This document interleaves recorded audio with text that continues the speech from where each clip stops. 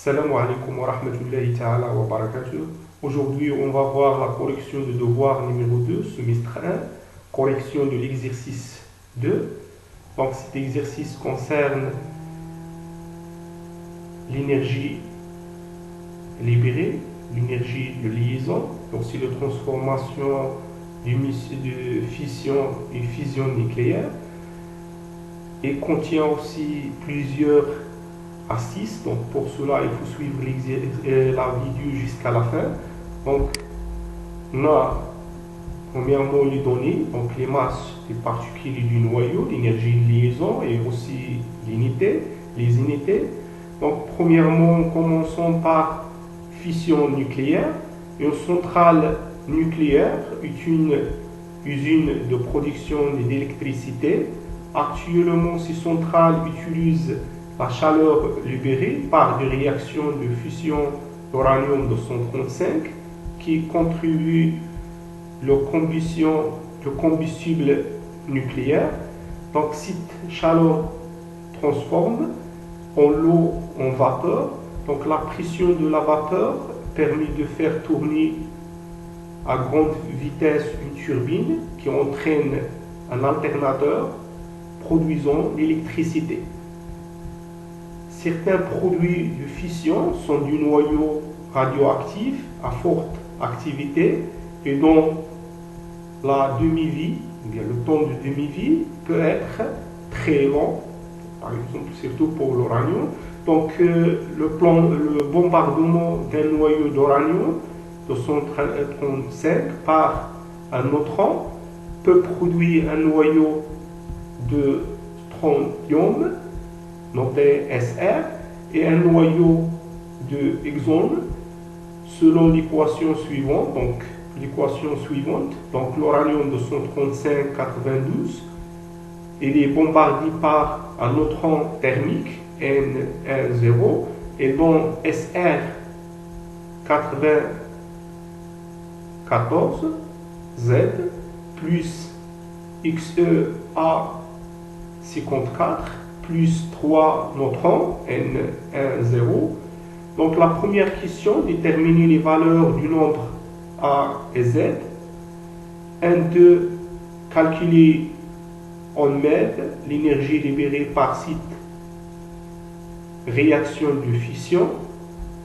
1, 3, quelle est l'énergie libérée par nucléon de matière participant à la réaction. Deuxièmement, on a fusion nucléaire, d'accord, donc pour les fusions nucléaires, Indimaj Nawawi. Donc pour obtenir une réaction de fusion, il faut que rapprocher suffisamment du noyau, d'accord, du noyau qui se repousse.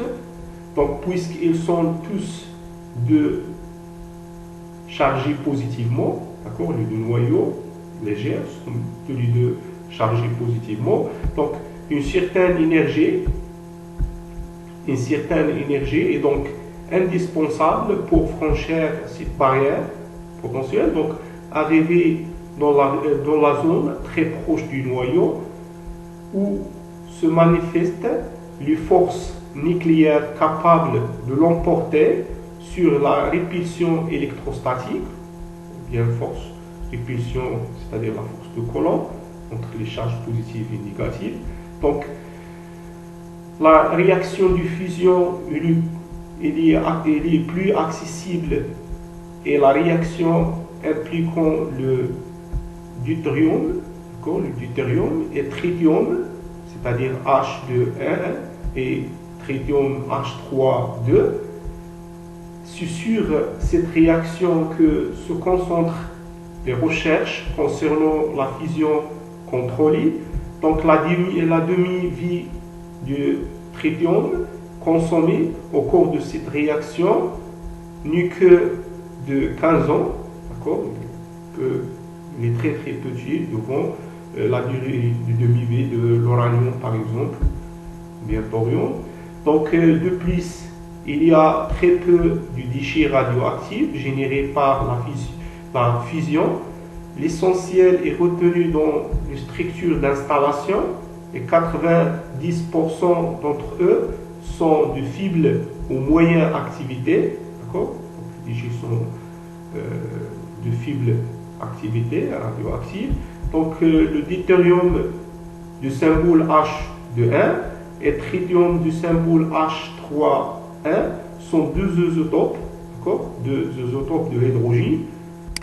Pour les questions, donc, première question 2.1 concerne la partie 2. Donc définir le terme de deux isotopes.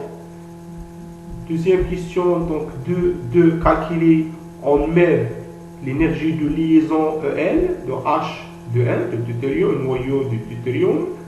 Donc 3, la courbe d'Aston représente l'opposé de l'énergie de liaison par nucléon, c'est-à-dire moins EL sur A, du différents noyaux en fonction du nombre de nucléons, A. Donc sur la courbe indiquée, d'accord, sur la courbe indiquée clairement dans lequel domine se trouvent les noyaux susceptibles de donner une réaction de fusion.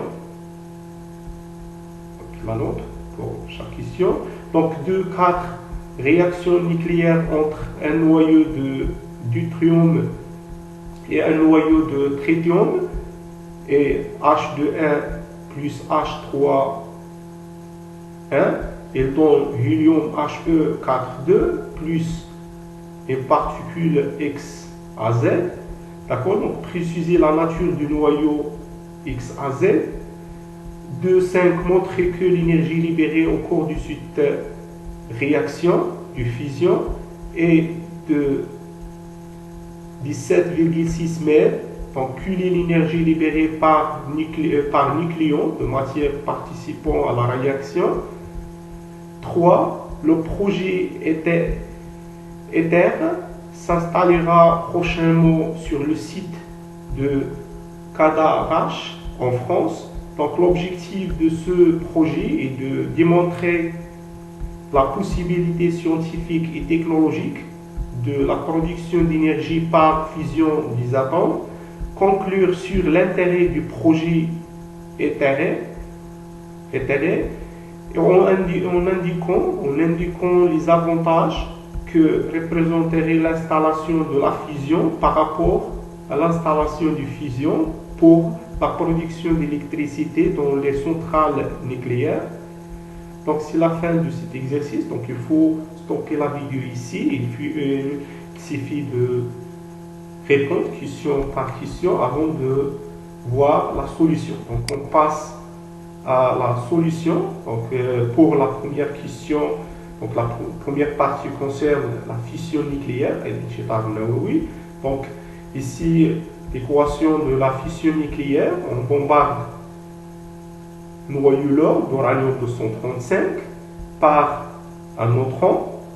Donc il donne du noyau moins lourd, donc SR94 plus Z, donc 94Z, plus noyau exone, donc XE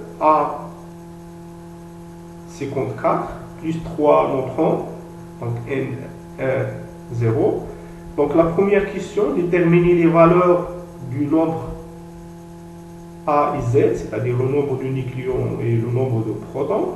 Donc pour cela, on applique la loi de conservation du proton, du charge et du nucléon, ou bien des lois de Soddy. Donc d'après les lois de conservation, pour les nucléons et les charges électriques, on écrit 235 plus 1 égale 94 plus A plus 3 fois 1 sur 3.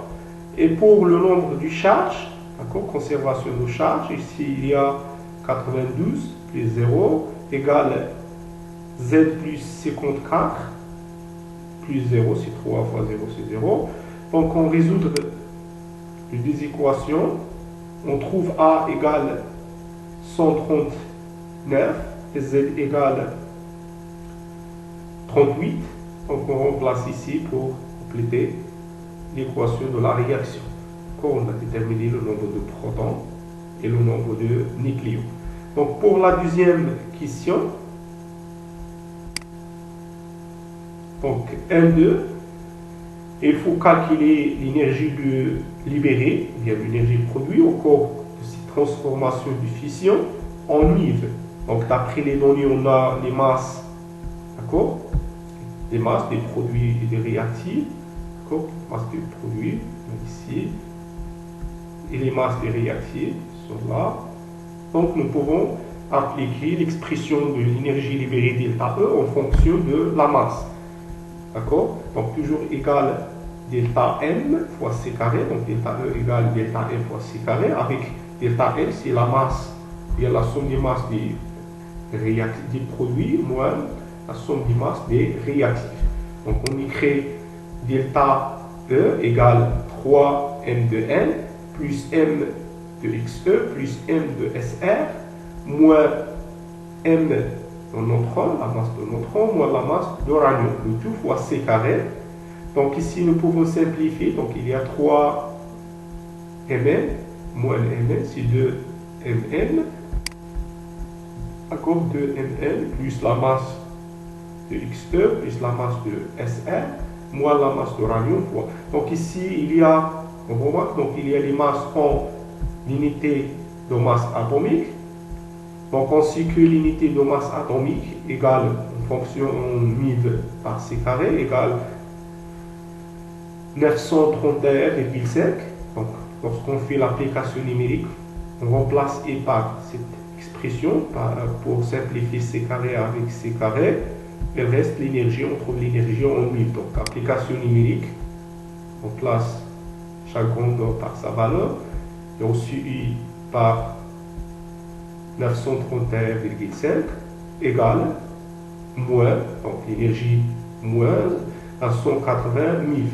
Donc ici les signes moins parce que le système, bien le système, il est libéré l'énergie au milieu extérieur. Donc pour cela, on trouve l'énergie produite, il est toujours négatif. Donc pour l'énergie libérée, quelquefois on donne l'énergie libérée E égale la valeur absolue de delta E. Mais qui est très très vrai, c'est puisque le système il libère l'énergie, donc l'énergie delta E produit, c'est moins, il est toujours négatif, égal. Donc aussi comme remarque, donc la plupart des transformations de fission nucléaire, on trouve dans la plupart du cas l'énergie environ de l'ordre de 180 MIV. L'énergie libérée pour les réactions de fission toujours ne dépasse pas 200 mètres par 200 mètres. D'accord? L'énergie libérée, on fait la valeur absolue, 180 mètres. Pour la question 3, donc quelle est l'énergie libérée par nucléon de la matière participant à la réaction? Donc ici la matière participant à la réaction qui sont ici, c'est l'uranium et neutron. Donc le nombre de nucléons, la somme, c'est 236. Donc 235 plus 1, c'est 236. Donc on a déjà déterminé l'énergie libérée, c'est delta E, bien E, valeur absolue. On divise par 236 pour trouver l'énergie libérée par nucléon. Donc on fait le calcul, l'énergie libérée sur 236, on trouve 0,76 mètres par nucléon. Donc cette énergie rapport au nombre de nucléons, il est très petit, 0,76 mètres par nucléon. Donc maintenant pour la deuxième partie qui concerne fusion nucléaire, d'accord, qui concerne la fusion nucléaire et l'image memory. Donc la première question de 1, définir le terme isotopes. Donc les isotopes, ce sont des noyaux de même nombre de protons, d'accord, ont le même nombre de protons, mais le nombre du nucléon sont différents, ou bien le nombre de neutrons sont différents. D'accord? Comme par exemple, pour l'hydrogène, H1,1, H2,1, H3,1, ce sont des isotopes. Donc la question 2,2, donc calculer en mètres l'énergie de liaison, d'accord, de En pour de noyaux de deutérium, donc deutérium H de 1. Donc, pour calculer l'énergie de liaison, on sait que l'énergie de liaison EL égale toujours du flux de masse fois C carré. Donc, du flux de masse, noté delta L, c'est la différence entre les constitutions du noyau, c'est-à-dire la somme des masses du nucléon, moins la masse du noyau, le tout fois C carré. Donc, ici, on écrit pour noyau, il y a un proton et un neutron, donc 2 moins 1 sur 1. Donc il y a un proton et un neutron, et la masse du noyau, il est déjà donné dans la première partie de l'exercice. Donc l'énergie de liaison, c'est delta M fois C carré. Avec delta M, il y a un seul proton fois la masse de proton, et un seul neutron fois la masse de neutron, moins la masse, les données. Donc les masses sont données en unité de masse, U. Donc il suffit de remplacer chacun par sa valeur, et aussi U par 931,5. On trouve l'énergie de liaison en mètres. D'accord? Donc ici on remplace la masse de neutron, la masse de proton, moins la masse du noyau, fois 89 131,5. Application numérique, on trouve l'énergie en mètres. D'accord? Donc pour la question de 3, donc pour de 3, on a la courbe d'Aston représente toujours l'opposé de l'énergie de liaison par nucléon, c'est-à-dire moins N sur A, du différent noyau en fonction du nombre du noyau. D'accord? Qui ici, c'est, vous avez déjà vu dans le cours.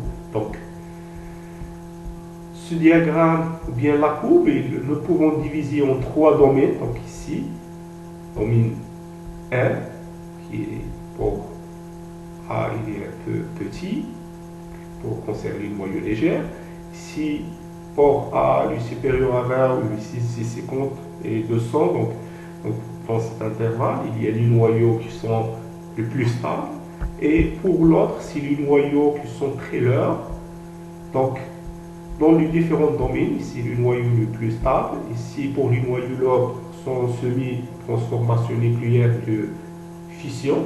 Et l'autre qui sont ici sont des noyaux légers qui sont en suivi de transformation nucléaire de fusion. Donc, pour la question ici, donc sur la courbe indiquée clairement dans quelle région, ou bien dans quel domaine se trouvent les noyaux susceptibles de donner une réaction de fusion, ce sont le domaine 1, donc parce qu'ils présentent des noyaux légers qui sont susceptibles de donner une réaction de fusion. D'accord? Donc la réponse est pour domaine 1. Donc pour la question 2, 4, la réaction nucléaire entre un noyau de thorium et un noyau de tritium, donc et H2,1, H3,1, et le don du hélium H4,2 plus XAZ. Donc préciser la nature du noyau, donc aussi pour déterminer A et Z, on applique les lois de Soddy de conservation, c'est-à-dire la conservation du nombre de nucléons et la conservation du nombre de charges Z. Donc nous pouvons écrire donc 3 pour le nombre de nucléons, 3 plus 2 plus 3 égale 4 plus A, et aussi pour les charges, 1 plus 1 égale 2 plus Z. Donc lorsqu'on fait la solution de l'équation, on trouve A égale à 1 et Z égale à 0. Donc ce noyau correspond à ce noyau de A égale à 0, le nombre de protons égale à 0, c'est le neutron. D'accord? Donc la nature du noyau XAZ représente le neutron. D'accord? Le neutron L1, 0.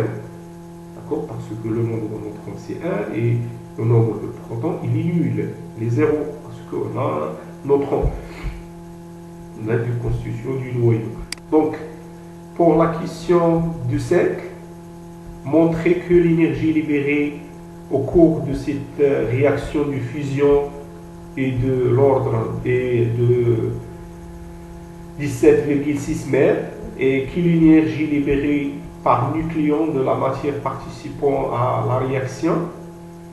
Donc ici, il faut écrire premièrement l'équation de réaction, on a déjà déterminé avant. Donc d'après les données, on a l'énergie de liaison. Donc puisqu'on a l'énergie de liaison de tritium et aussi de hélium, et on a calculé l'énergie de liaison de théium, donc HL de H2E, on a déjà déterminé. Donc nous pouvons ici, au lieu de calculer l'énergie libérée en fonction de la masse, donc puisqu'on a l'énergie de liaison, on utilise la formule de delta O en fonction de EL. D'accord? Donc tel que toujours, il y a l'énergie libérée, ou bien l'énergie produite au cours des transformations nucléaires, égale la somme d'énergie de liaison des réactifs moins l'énergie de liaison du produit. Donc ici, on écrit delta E égale EL de H2 plus EL de H3 moins EL de H4. Et EL de neutron, ici il y a neutron 0, donc le neutron est une particule libre, donc ne possède pas d'énergie de liaison parce qu'il est libre. L'énergie de liaison est égale 0. D'accord? Donc, appelez la formule, ici c'est moins EL, mais le neutron ne possède pas d'énergie de liaison. Et c'est le mot l'énergie cinétique, parce qu'il est libre. Donc, application numérique, donc on remplace ici par 200. Ici, pour H dessus 2,3, 8,48 moins cette valeur, on trouve l'énergie, bien l'énergie produite par eux est toujours négative, donc égale moins 17,6 mètres. D'accord? Donc le système il est donné l'énergie au milieu extérieur. Pour cela, on va trouver mais l'énergie libérée égale la valeur absolue du delta E est égale 17,60 mètres. D'accord? Et positif. Donc, maintenant, il faut déduire l'énergie libérée par nucléon participant ici à la réaction. Donc, les nucléons, ici, la somme des nucléons participant à la réaction sont 5. La même chose ici, c'est 4 plus 1, c'est 5. Et conservé, après les lois de Sauvé.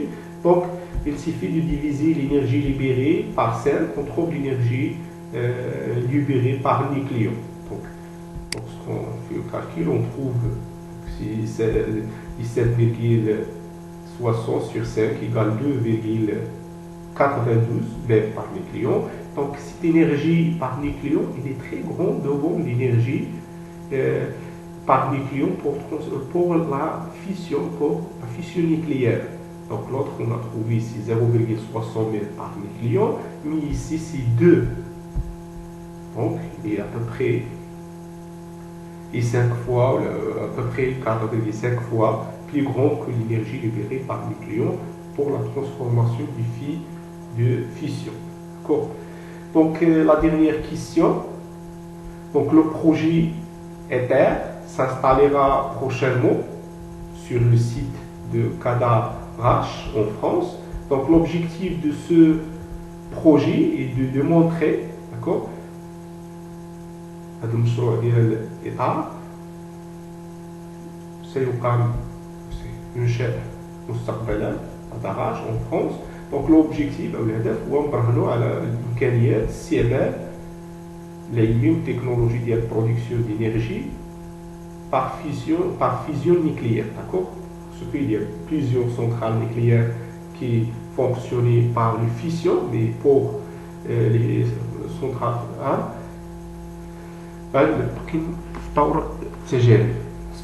les centrales qui sont fonctionnées par la fusion, donc conclure sur l'intérêt du projet en indiquant les avantages qui présentera l'utilisation du fusion par rapport aux fusions nucléaires. D'accord? On a déjà vu que pour les fusions nucléaires, l'énergie produite est un peu faible et aussi les déchets sont des noyaux radioactifs très forts. D'accord? On a chez radioactifs. Et aussi des raies de vie sont bien PN2,